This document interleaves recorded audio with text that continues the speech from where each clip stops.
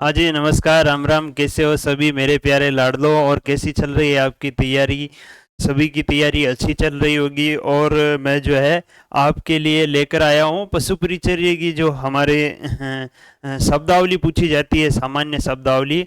तो उसमें थोड़ा मतलब घंटे आधे घंटे या खींच के मान लो 1 घंटे से है, लेकिन उनमें से आपको जो है अच्छा खासा क्वेश्चन एग्जाम में देखने को मिल सकता है।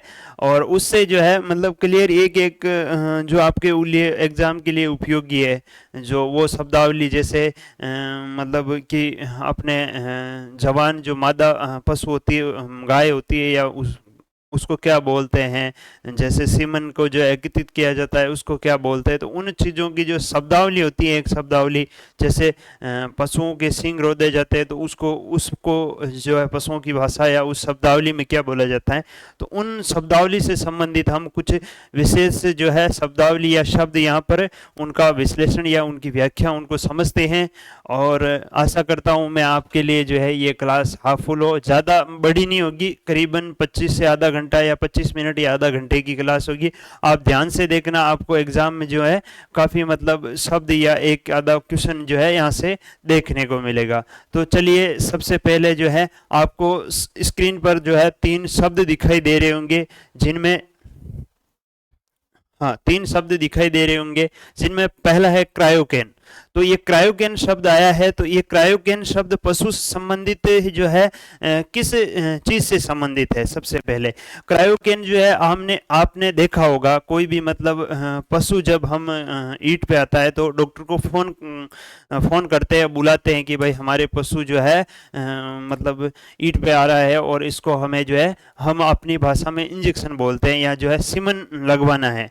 तो जब डॉक्टर आता है और डॉक्टर के पास जो एक मतलब केन केन होता है एक बड़ा सा, जिसके अंदर से वो नली निकालता है, आपको पता हो तो। और उस से नली निकाल कर जो है उसमें सीमन वगैरह जो होता है उससे पशु को मतलब जो सीमन लगाया जाता है। तो उस सीमन स्ट्रॉन्ग उसे बोलते हैं सीमन स्ट्रॉ, क्या बोलते हैं? Semen semen स्ट्रो। और उस सीमन स्ट्रो को जो है एकत्रित रखने के लिए जिस कैन का प्रयोग किया जाता है उस कैन को हम क्रायोकेन कहते हैं। और इस क्रायोकेन की खास विशेषता क्या है? तो इस क्रायोकेन का जो है तापमान, इस क्रायोकेन के जो है अंदर -196 सेंटीग्रेड जो है तापमान पर जो है नाइट्रोजन गैस भरी होती है। कौन सी जैन अगर पूछ लिए आपसे कि क्रायोकेन में कौन सी गैस है, तो आप सभी को ध्यान में रखना है नाइट्रोजन गैस। कौन सी? नाइट्रोजन गैस भरी होती है। और सीमन स्टोन को जो है एकत्रित या यूं कहे कि उसका जो है सुरक्षित भंडारण रखने के लिए जो है जिस केन का प्रयोग किया जाता है या जिस मतलब पदार्थ का जिस जो है पदार्थ का उपयोग किया जाता है उसे हम क्रायोकेन कहते हैं। चलिए, इसी के साथ अगला शब्द दे रखा है यहाँ पर एक और, थाइंग। थाइंग जो शब्द है वो किससे संबंधित है? तो जो सीमन स्टोन होता है, सीमन स्टोन जब इसके अंदर होता है क्रायोकेन में, तो आपने देखा होगा जब वो डॉक्टर आता है या कंपाउंडर आता है, हम कंपाउंडर कहते हैं, जो वो पशु को सीमन स्टोन लगाने के लिए हम कंपाउंडर बुलाते हैं, वो कहता है आते कि भाई आप इसको जो है हल्का सा गुनगुना गर्म पानी लेकर आइए। तो जो है इसके अंदर क्या होता है कि ये जो सीमन स्ट्रो है ये वीर्य होता है, जो नर पशु का वीर्य होता है, वो नर पशु का वीर्य जो है थोड़ा जम जाता है, इसमें गाढ़ा पड़ जाता है। तो उसको सामान्य अवस्था में लाने के लिए गुनगुने पानी, ज्यादा मतलब गर्म नहीं, गुनगुने पानी का जो है प्रयोग कर कर जो है इसको क्या किया जाता है, इसको जो है तरल अवस्था में या यूं कहे कि सामान्य अवस्था में लाया जाता है सीमन स्ट्रो को। तो इसी प्रक्रिया को हम कहते हैं थाइंग। और इसमें तापमान, जल का तापमान कितना होना चाहिए? तो 37 डिग्री सेंटीग्रेड तक जो है जल का सामान्य ताप यानी गुनगुना सा होना चाहिए। तो थाइंग आपके समझ में आ गया कि सीमन स्टोन को जो है या उस नर जिसके अंदर नर वीर्य जो है अपने मतलब हल्की सी कठोर अवस्था या अपनी अवस्था चेंज कर लेता है, तो उस अवस्था को सामान्य करने के लिए गुनगुने पानी से जो है उसको गुनगुने पानी में रखकर जो है सामान्य अवस्था में लाया जाता है डॉक्टर द्वारा या कंपाउंडर द्वारा। उस विधि को हम थाइंग कहते हैं। ठीक है, चलिए, सब दोनों समझ में आया गया? क्रायोकेन और थाइंग दोनों संबंधित, थाइंग इससे संबंधित ही शब्द है। चलिए, अब आया है एक हीपर। हीपर शब्द जो है काफी महत्वपूर्ण शब्द है। हीपर शब्द क्या होता है? तो हीपर आपने जो है मतलब आपने देखा होगा, आपके मतलब पशु होता है जो मतलब आपके 12 महीने से अधिक 12 महीने से अधिक अवस्था की जो आपके गाय की बच्ची होती है, या जिसे हम गाय की बच्ची बोलते हैं, वो मतलब गाभिन होने की मतलब अवस्था में आ जाती है, लेकिन वो जो है गाभिन नहीं होती है, तो उस गर्भवती नहीं होती है, तो उसको हम हीपर बोलते हैं। 12 महीने से जो है ऊपर 1 वर्ष से ज्यादा उम्र की हो जाती है गाय की जो बच्ची, और वो गर्भवती नहीं होती है, तो उसकी जो उस पशु को हम क्या बोलते हैं? तो उस पशु को हम हीपर बोलते हैं। क्या अवस्था क्या रहेगी? 1 साल से ऊपर, 1 साल से ऊपर होती है, ठीक है, अवस्था, ठीक है, 1 साल से ऊपर। उसके अलावा आपसे पूछ लिया जाए कि भाई जो है 1 साल से ऊपर होगी और आपके जो है वो गर्भवती नहीं होगी, गर्भवती यानी गर्भ धारण नहीं करती है, उस पशु को जो है या उस गाय की बच्ची को जो है हम क्या कहते हैं? तो हमारी सामान्य जो भाषा में हम बोलते हैं जिसे केल्डी, तो उस केल्डी को हम इसमें जो है हीपर कहते हैं शब्दावली के अंदर। तो तीनों शब्द समझ में आ गए, क्रायोगेन, थाइंग और हीपर। चलिए इसी तरह के जो है अगले शब्द देखते हैं। तो अगला शब्द है विनिंग। विनिंग किसे बोलते हैं? तो आप विनिंग किसे बोला जाता है? तो पशु जो होता है अपना पशु होता है जब मतलब पशु पशु जो होता है, और पशु जब बच्चा देता है तो कुछ समय बाद जो है बच्चा बड़ा होने के बाद हम उसका दूध छुटवाते हैं। क्या करते हैं? दूध छुटवाते हैं, दूध छुड़वाते हैं, अर्थात उसका जो है माँ के थन से दूध पीना बंद करवाते हैं। जैसे केल्डा केल्डिया को दूध छुड़वावा ना पा, वो जो केल्डा केल्डिया का दूध छुड़वाने की जो क्रिया होती है, उस क्रिया को हम क्या बोलते हैं? तो उस क्रिया को आप बोलोगे विनिंग। पशु शब्दावली के अंदर बोलोगे विनिंग। विनिंग किसे बोला जाता है? तो किसी पशु, जो भी पशु होता है, जिस पशु होता है मतलब बच्चा दिया हुआ पशु होता है, और कुछ समय बाद बच्चों का दूध छुड़वाने की जो क्रिया या बच्चों द्वारा जो दूध छुड़वाने के लिए उनको अलग किया जाता है, उसको हम बोलते हैं विनिंग, मतलब अलग रखा जाता है। जैसे किसी मतलब अलग जगह बांधना या अलग बाड़े के अंदर रखना, जब दूध छुड़वाने की जो क्रिया में उनको अलग रखा जाता है, उसको हम बोलते हैं विनिंग, ठीक है। पशु के द्वारा या पशु को से जो है पशु के दूध को छुड़वाने के लिए बच्चे के लिए जो है उसे अलग रखा जाता है, उसे हम बोलते हैं विनिंग, ठीक है। हाँ, अगला शब्द आया है ई साइलिंग। ई साइलिंग किसे कहा जाता है? तो ई साइलिंग साइलेज बनाने की विधि को ई साइलिंग कहा जाता है। जब आपने चारा संरक्षण के अंदर टॉपिक देखा होगा, तो उस चारा संरक्षण के अंदर जो है एक शब्द आता है इन साइलिंग। इन साइलिंग किसे कहते हैं? तो साइलेज बनाने की जो क्रिया होती है या साइलेज बनाने की जो विधि होती है, उसी को हम कहते हैं क्या? साइलेज। क्या है? तो मैंने बताया कि भाई साइलेज बनाने की जो विधि होती है, जिसे हम बोलते हैं आपके साइलेज बनाने की जो विधि होती है, उस साइलेज बनाने की विधि को हम क्या कहते हैं? तो इन साइलिंग कहते हैं। क्या कहते हैं रे? तो इन साइलिन कहते हैं साइलेज बनाने की विधि। अगला शब्द है पिट साइलो। पिट साइलो जो है आप अपने भारत में जो सबसे पहले इन साइलिंग तो बोलते हैं जो साइलेज बनाने की विधि है, तो अपने भारत में जो साइलेज बनाने की विधि है, तो उसको हम बोलते हैं पिट साइलो। पिट साइलो क्या बोलते हैं? पिट साइलो। भारत के अंदर जिस विधि द्वारा जो है अपने साइलेज बनाया जाता है, इसको बोलते हैं हम पिट साइलो। तो आपके तीनों शब्द क्लियर होने चाहिए। विनिंग किसे कहते हैं? तो मतलब दुधारू पशु या दूध देने वाले पशु से जो है उसके बच्चे को दूध छुड़वाने के लिए अलग करने की जो क्रिया है या अलग रखा जाता है, उसे हम बोलते हैं विनिंग। और इन साइलिंग जो है, इन साइलिंग आपको मैं बता दूं साइलेज बनाने की विधि जो है, जिसको हम इन साइलिंग कहते हैं। और पिटो साइलिन यानी भारत में जो है साइलेन बनाने की विधि, जिस विधि का उपयोग किया जाता है, उसे हम पिट साइलो कहते हैं। क्या कहते हैं? तो पिट साइलो कहते हैं। चलिए इसी के साथ जो है अगले पेज पे चलते हैं और अगले जो महत्वपूर्ण आपके शब्दावली कौन कौन सी हैं उसके बारे में देखते हैं। अब है अल्पाका। अल्पाका एक शब्द आया है, अल्पाका। इसमें क्या है कि अमेरिकी ऊंट जो है, अमेरिकी ऊंट से प्राप्त गर्म गर्म और नरम रेशों के समान जो रेशे होते हैं या रेशों को प्राप्त किया जाता है उनको अल्पाका कहते हैं। क्या कहते हैं? तो जो अमेरिकन ऊंट होता है, अमेरिकन ऊंट, अमेरिकी ऊंट जो होता है, अमेरिकी ऊंट, उसमें गरम और नरम दोनों तरह के जो रेशे प्राप्त किए जाते हैं, या रेशों को प्राप्त करना, रेशों के सम्मान उनके सम्मान जो रेशे प्राप्त किए जाते हैं, उसे हम बोलते हैं अल्पाका। अल्पाका किसे बोला जाता है? तो अमेरिकी ऊंट जो होते हैं उनके गर्म और नरम रेशों जैसे जो गर्म और नरम रेशों के समान जो रेशे प्राप्त किए जाते हैं उसे हम बोलते हैं अल्पाका। क्या बोलते हैं? तो अल्पाका। ये शब्द आपका क्लियर रहना चाहिए, ठीक है। अगला शब्द आता है आपके जो है मायोग्लोबिन। मायोग्लोबिन मतलब एक तरह का जो है मतलब यूं कहे कि पदार्थ या एक हार्मोन होता है जिसके कारण जो है आपके इसकी अधिकता के कारण जो है बड़े जानवर होते हैं जैसे गाय, भैंस, बकरी, ऊंट, भेड़ और जो भी बड़े जानवर होते हैं, जितने भी जो हम पालते हैं, बड़े पालतू जानवर होते हैं।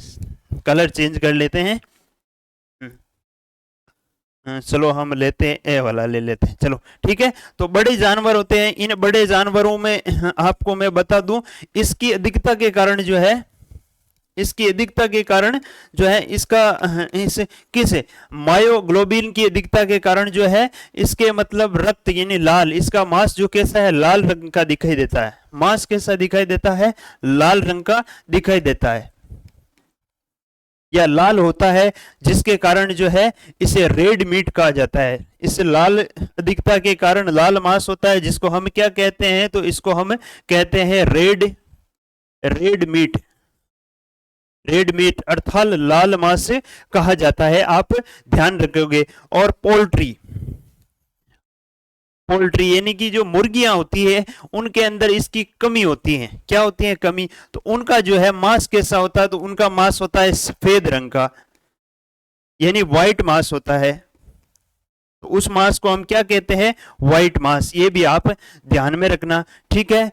मायोग्लोबिन एक प्रकार का हार्मोन या एक प्रकार का पदार्थ होता है जिसकी अधिकता के कारण जो है बड़े पशुओं का मांस जो है कैसा होता है? तो लाल होता है। जबकि पोल्ट्री जैसे मुर्गियों जैसे जो जीव होते हैं या जंतु होते हैं उनके अंदर इसकी कमी के कारण उनका जो मांस सफेद होता है, या उसे हम जो है व्हाइट मांस या व्हाइट मीट भी कहते हैं। जबकि अधिकता के कारण जो लाल मांस होता है जिसे हम जो है रेड मीट कहते हैं। ये आपके ध्यान में रखना है, मायोग्लोबिन, ठीक है। दोनों चीजें समझ में आ गई।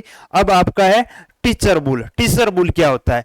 टीचर बुल आपने मतलब जब पशु को मतलब कोई भी पशु होता है, ठीक है, जैसे हम लेते हैं बैल को लेते हैं। अब उसकी उपयोगिता के लिए जो है हम उसका नुकसान वगैरह हो जिससे बचाने के लिए हम उसका क्या कराते हैं? वैद्यकरण करवाते हैं, या नस्लों का मतलब गलत मतलब नस्ल का उत्पन्न नहीं हो जिसके कारण हम जो है उसको वैद्यकरण करके छोड़ देते हैं। तो वैद्यकरण किए गए पशु का मतलब जो है आप उपयोग भी ले सकते हो। तो इसका उपयोग कैसे लिया जाए सर जी? तो वैद्यकरण के बाद जो है उस पशु को हम जो है मादा पशुओं को हीट पर आती है, उस हीट का पता लगाने या हीट का पता करने के लिए जो है हम इस मतलब जो है जिस पशु का या जिस वैद्यकरण पशु का हम उपयोग में लेते हैं उसको सामान्य रूप से जो है टीसर बुल कहते हैं। क्या कहते हैं? Teacher bull. टीसर बुल किसे कहा जाता है? तो टीसर बुल वैद्यकरण क्या करेंगे? वैद्यकरण।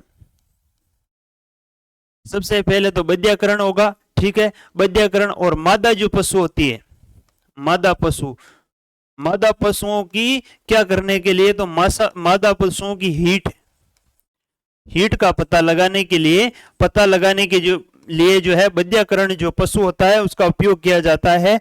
उस पशु को हम क्या कहते हैं? तो उसको हम टीसर बुल कहते हैं। टीसर बुल कहते हैं। ये आप तीनों शब्द आपके क्लियर हो गए। पहला हो गया अल्पाका यानी अमेरिकी ऊंट जो गर्म रेश है और नरम रेशों के समान जो रेशे प्राप्त किए जाते हैं उसे अल्पाका कहते हैं। जबकि मायोग्लोबिन किसे कहा जाता है, तो मायोग्लोबिन के अंदर बड़े जानवरों के अंदर इस पदार्थ की अधिकता होने के कारण इनका मांस जो है लाल होता है और जिसे हम रेड मीट कहते हैं। जबकि पोल्ट्री यानी मुर्गी जैसे जानवरों के अंदर इसकी जो है, मुर्गी बतख जैसे जानवरों के अंदर इसकी कमी होती है, जिसके कारण इसको हम सफेद मीट या व्हाइट मीट कहा जाता है। इसके बाद तीसरा हमने टिसर वूल पढ़ा, जिसके अंदर बध्यकरण किया गया वह पशु जिसके द्वारा हम मादा पशु यानी जो मादा पशु होता है, गाय भैंस बकरी भेड़, उनका पता उनके हीट पे आने का पता लगाने के लिए जो है प्रयोग में करते हैं। जो बध्यकरण पशु होता है उस पशु को हम टिसर वूल कहते हैं। ठीक है, ये शब्द आपके क्लियर है,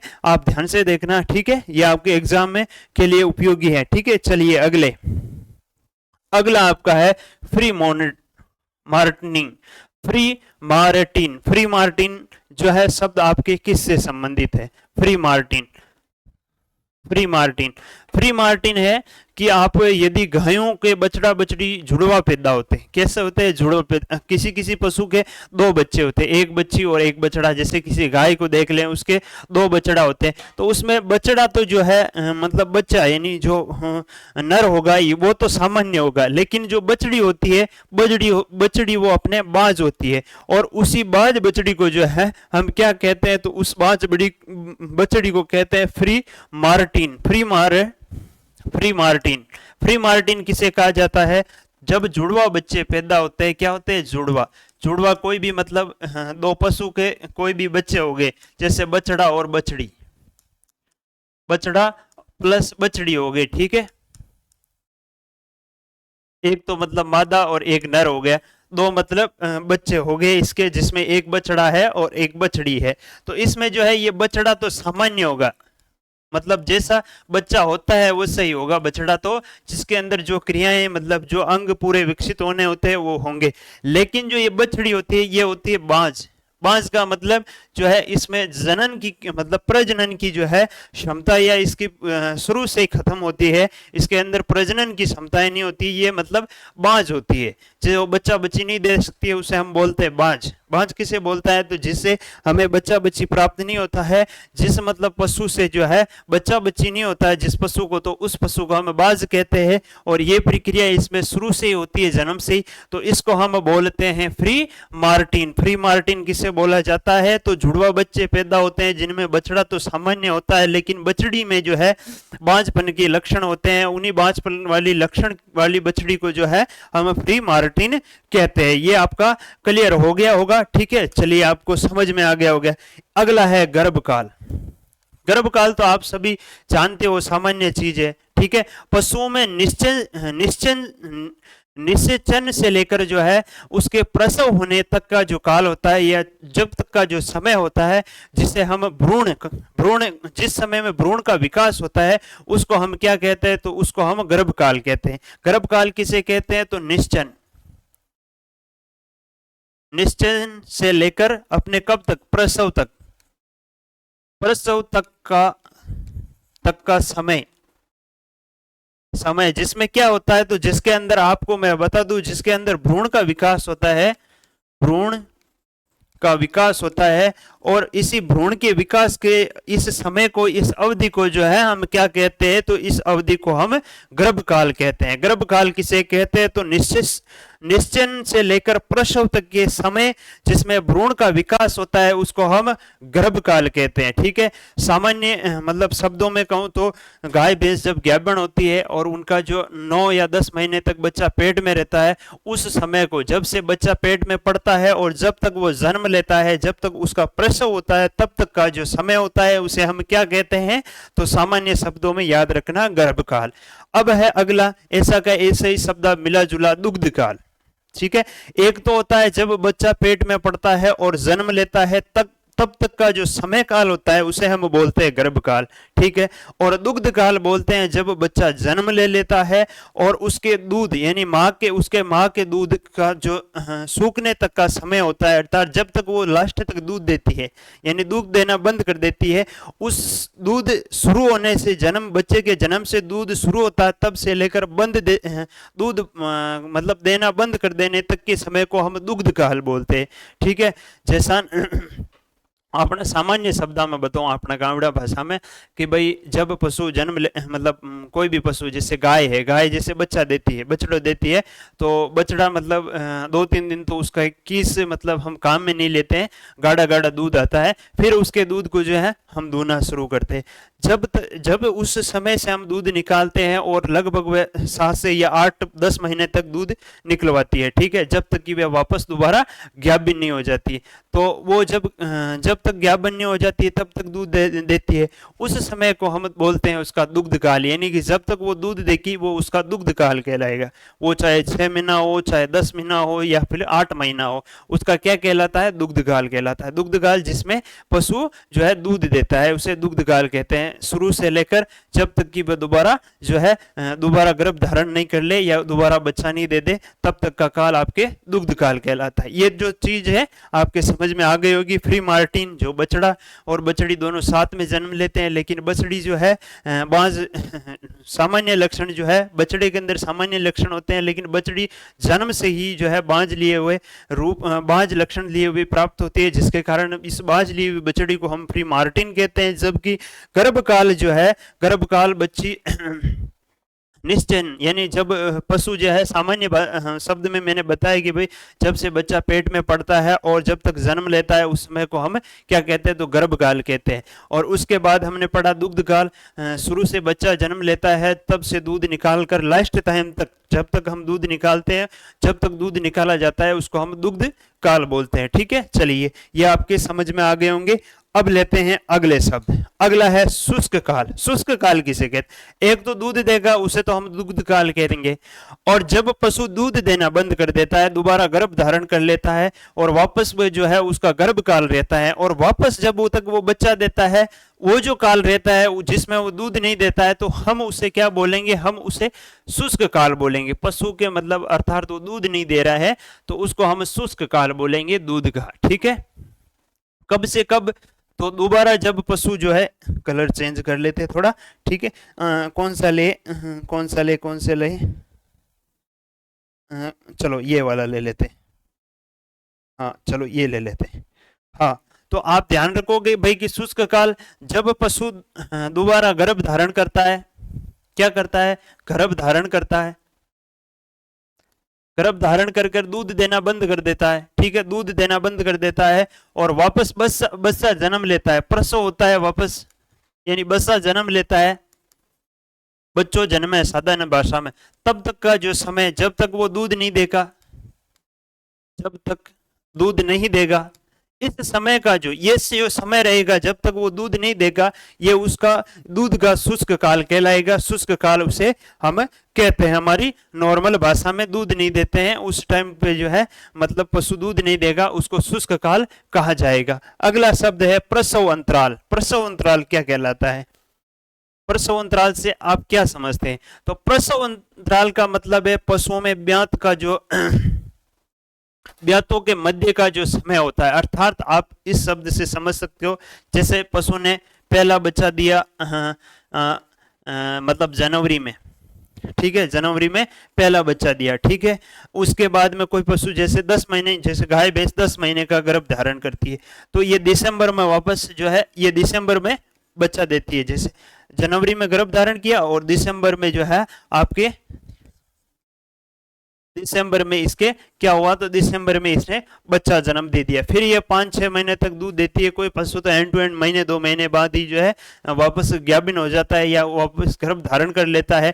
लेकिन बहुत सारे पशु जो है 5-6 महीने भी निकाल देते हैं, कोई 7 भी निकाल देता है, कोई 8 भी निकाल देता है, वो उनके ऊपर डिपेंड करता है। तो फिर इसके 6 महीने बाद पहला बच्चा दे दिया, पहला प्रसव यहाँ हो गया इसका, ठीक है। और अब 6 महीने बाद वापस ये गर्भ धारण करता है, ठीक है। 6 महीने बाद गर्भ धारण करता है, ये मतलब या 2 महीने बाद मान लो, तो ये मतलब दिसंबर में बच्चा दे रहा है, 2 महीने बाद फरवरी में वापस जो है गर्भ धारण कर लेता है, और वापस ये जो है दोबारा फरवरी तक बच्चा देगा, दोबारा वापस गर्भ धारण करके। तो प्रसव, फर्स्ट प्रसव और सेकंड प्रसव जो होता है उसके बीच का जो समय होता है उसको हम बोलते हैं प्रसव काल। मतलब पहला बच्चा देकर वापस फिर वो दूसरे बार गर्भ धारण कर दूसरा बच्चा देगा, तब तक का जो बीच का समय होगा उसे हम बोलते हैं प्रसव काल। यानी 2 ब्यातों के बीच का समय, 2 बार पशु ब्यात मतलब बच्चा देता है, उसके बीच का समय जो है, या उसके बीच के समय जो गुजरता है वो बीच वाला समय क्या कहलाता है? तो 2 ब्यातों के बीच का समय आपके क्या कहलाएगा? तो वो आपके कहलाएगा प्रसव अंतराल की। इतने समय में प्रसव हो रहा है, उसके इतने अंतर में जो है पशु के अंदर प्रसव हो रहा है। अब है समागम का समय। समागम का समय क्या है? ये भी अच्छा शब्द बनता है।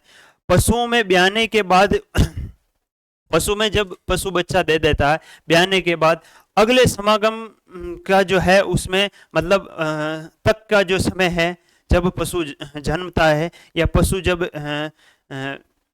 ब्याने के बाद जब पशु मतलब बच्चा दे देता है, नॉर्मल भाषा में बताऊं तो पशु जैसे बच्चा दे देता है, ठीक है। पशु ने बच्चा दिया, पशु के ब्याने के बाद जब दे देता है, और फिर उसके बाद जब वो जो है समागम के लिए तैयार होता है उसे हम बोलते हैं समागम का समय। मतलब वो कितने समय बाद जो है वापस दोबारा समागम के लिए तैयार होगा या समागम करेगा, तो उस समय को हम समागम समय कहते हैं, ठीक है। पशुओं में ब्याने के बाद अगले समागम तक का समय जो है उसका क्या कहलाता है? तो उसका समागम समय कहलाता है। अर्थात बच्चा देने के बाद जो है अगले समागम के लिए तक का जो समय है, अगले समागम करने तक का जो समय कहलाता है, तो उसे हम समागम समय कहते हैं, ठीक है। अगला है आपके तीनों चीज समय आ गई, शुष्क काल, प्रसव अंतराल और समागम समय। शुष्क काल, बच्चे जब पशु अपना दूध देना बंद कर देता है और वापस ब्याता है, तब जब दूध देना चालू करता है उसके बीच के समय को शुष्क काल कहते हैं। प्रसव जो है अंतराल, पहले 2 ब्यातों के बीच के समय में कितना समय गुजरा, 12 महीने 2 साल, उसको हम बोलते हैं प्रसव अंतराल। और समागम समय जो है ब्याने के बाद जो है पशु अगले समागम के लिए कितने समय में या कब तक जो है तैयार होता है उसे हम समागम समय कहते हैं, ठीक है। चलिए हाँ, अगला है ड्रेसिंग प्रतिशत। ड्रेसिंग प्रतिशत से आप क्या समझते हो? ड्रेसिंग मतलब प्रतिशत। ड्रेसिंग प्रतिशत का मतलब मैं आपको बता देता हूं, पशु के अंदर जो खाने योग्य जो मांस मिलता है, खाने योग्य मांस, खाने योग्य मांस, या यूं कहे मांस का वह भाग जो खाने के लिए उपयोगी होता है या खाने योग्य होता है, उसको हम क्या बोलते हैं? तो उसको बोलते हैं हम ड्रेसिंग प्रतिशत। ड्रेसिंग प्रतिशत किसे बोला जाता है? तो खाने योग्य जो मांस का भाग होता है, जिस भाग को जो है पशु या जिस मांस के भाग को जो है मतलब खाया जाता है, उस भाग को हम क्या बोलते हैं? तो उसको ड्रेसिंग प्रतिशत बोला जाता है। अगला है खीस।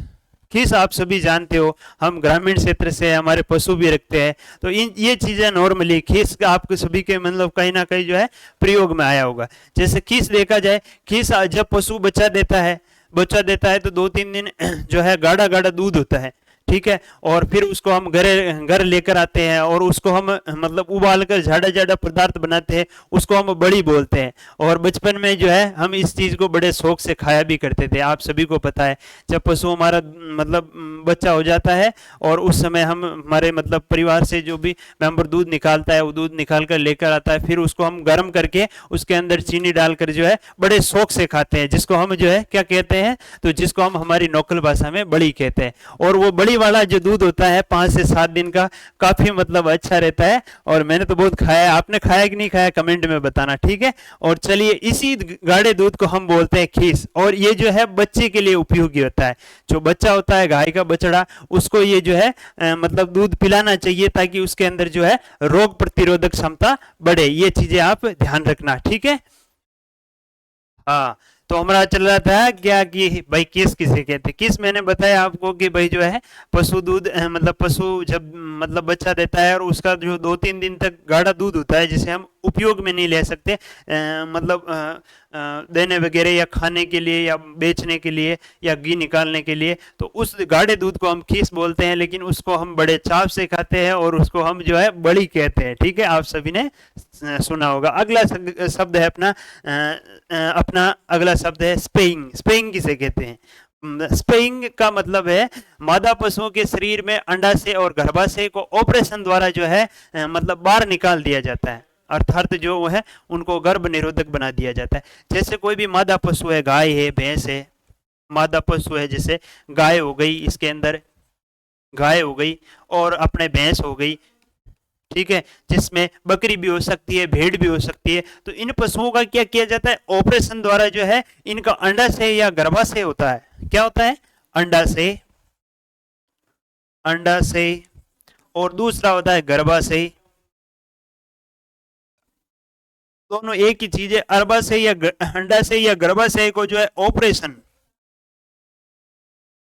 ऑपरेशन प्रक्रिया द्वारा जो है क्या किया जाता है? तो निकाल दिया जाता है, और इस पूरी प्रक्रिया को जो है हम स्पेइंग कहते हैं। नॉर्मल सी चीज है, एक लाइन में आप याद रख सकते हो आराम से, मतलब कोई भी झंझट वाला काम नहीं है। आप एक लाइन में याद रख सकते हो कि मादा पशु होते हैं, उनको जो है अंडाशय या गर्भाशय को जो है ऑपरेशन द्वारा या मतलब ऑपरेशन की विधि द्वारा जो है निकाल कर जो है उन्हें बच्चा देने या के लिए अयोग्य बना दिया जाता है। इस प्रक्रिया को हम स्पेइंग कहते हैं। ठीक है, क्लियर? ये आपके समझ में आ गया? चलिए, इनका बार बार जो है आप दोहराना, और अच्छी जो है आपको यहाँ से क्वेश्चन देखने को मिली। चलिए, जय हिंद, जय भारत।